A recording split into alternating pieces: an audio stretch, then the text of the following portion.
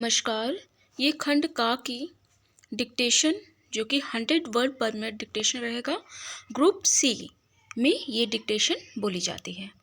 तो आइए without any time waste किए आप स्टार्ट करते हैं dictation. Dictation start in 5 second.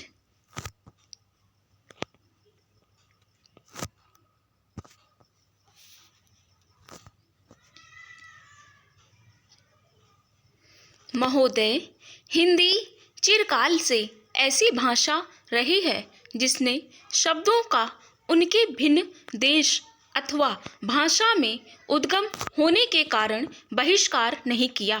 सच पूछिए तो सभी जीती जागती भाषाओं का यह गुण एक गुण है कि वे अपने शब्द भंडार को बढ़ाने में हिचकती नहीं, चाहे शब्द किसी भी उद्गम के हों।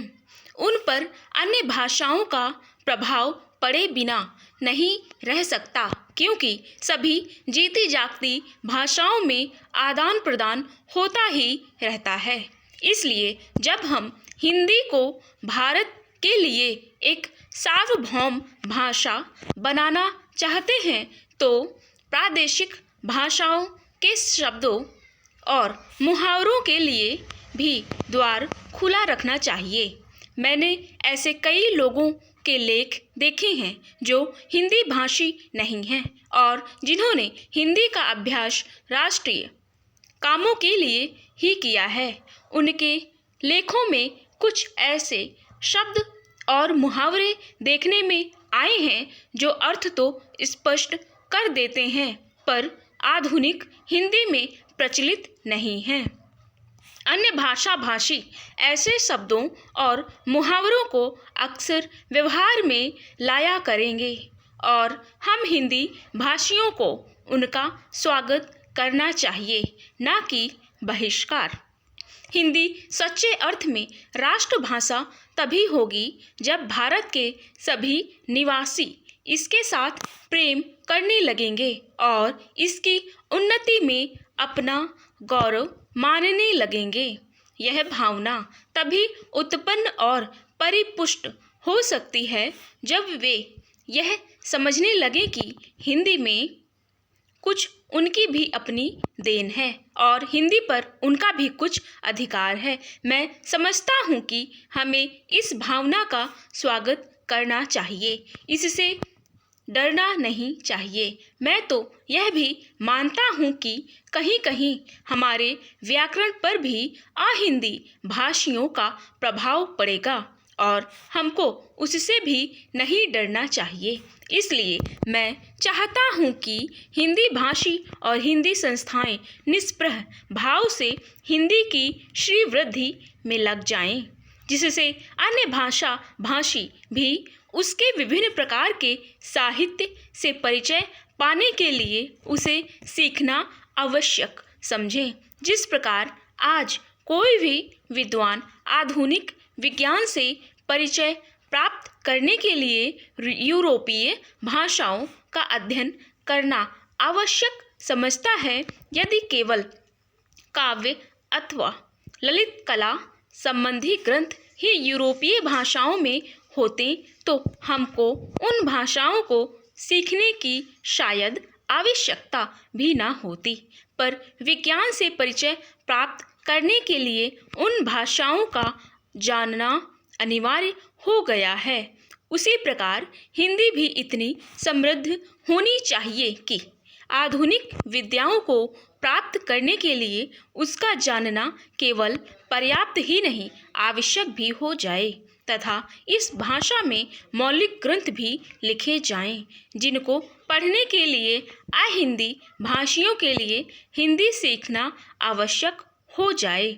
जितनी बड़ी संख्या हिंदी जानने वालों की है, उतनी बड़ी संख्या संसार की 2-3 भाषाओं के बोलने वालों की है।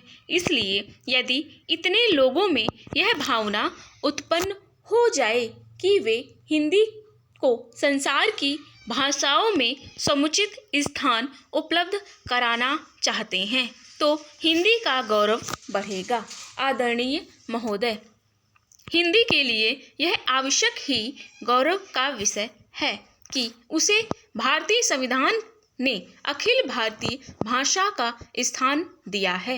इससे हिंदी भाषियों और हिंदी से संबंध रखने वाली सभी संस्थाओं का दायित्व बहुत बढ़ गया है। संविधान में हिंदी को यह ऊंचा स्थान दिए जाने का विशेष कारण यह था कि इसे जानने और बोलने वालों की संख्या भारत की दूसरी भाषाओं के जानने वालों से कहीं अधिक है।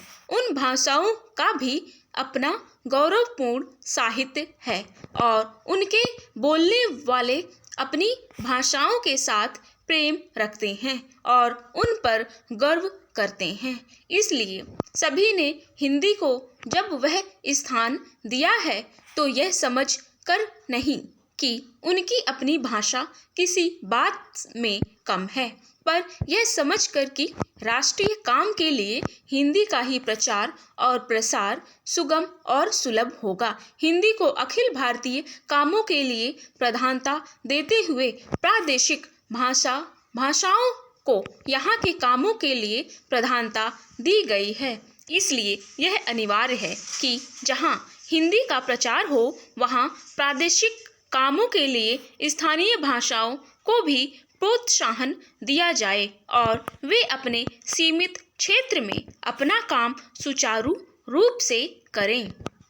शायद यह कहना भी अनुचित ना होगा कि हिंदी भाषी राज्यों में तो हिंदी का वही स्थान होगा जो किसी भी प्रादेशिक भाषा का उसके अपने राज्य में, पर अन्य भाषी राज्यों में सीमित काम और अखिल भारतीय क्षेत्र में प्रायः सभी काम हिंदी द्वारा किए जाएंगे। हिंदी भाषियों का प्रयत्न यह होना चाहिए कि हिंदी भाषियों ने जिस सद्भावना से हिंदी को राष्ट्रीय कामों के लिए स्थान दिया है, उसी सद्भावना के साथ वे हिंदी के प्रचार में तत्पर हों। हिंदी को किसी भी प्रादेशिक भाषा से होड़ नहीं है। सच पूछिए तो हिंदी भाषियों को अन्य प्रादेशिक भाषाओं का पोषक और समर्थक होना चाहिए, जिस प्रकार हिंदी भाषी हिंदी के पोषक और समर्थक होना चाहते हैं। हिंदी भाषियों के व्यवहार और आचरण से यदि कहीं भूल से भी यह आभासित हुआ कि हिंदी अन्य सभी भाषाओं से अधिक समृद्ध, अधिक परिपुष्ट साहित्य वाली या प्राचीन तथा नवीन विचारों और भावों को व्यक्त करने में अधिक शक्तिशाली भाषा है और इसलिए इसको अधिकार है कि अखिल भारतीय राष्ट्रीय कामों के लिए यह राष्ट्रभाषा मानी जाए, तो इसका फल यह होगा कि अन्य भाषी हिंदी के प्रति ईर्ष्या करने लगेंगे और जो संविधान चाहता है वह काम पूरा नहीं हो सकेगा और हिंदी उस स्थान को प्राप्त नहीं कर सकेगी जो संविधान ने उसे देने का निश्चय किया है। दूसरे शब्दों में हमें हिंदी का प्रचार नम्रतापूर्वक करना चाहिए। मुझे यह कहते हुए बड़ा हर्ष होता है कि इस दिशा में नागरिक प्रचारिणी सभा का दृष्टिकोण सदा से व्यापक और उदार रहा है। सभा के पदाधिकारियों तथा कार्यकर्ताओं ने सदा ही अन्य भारतीय भाषाओं का समुचित आदर किया। यह सभा की परंपराओं के अनुकूल ही है कि हर एक जयंती के उपलक्ष्य में एक प्रकाशन योजना बनाई गई है। धन्यवाद। डिक्टेशन जरूर लिखें, ट्रांसक्राइब करें। सेशन को लाइक, शेयर एंड सब्सक्राइब जरूर करें। थैंक्स।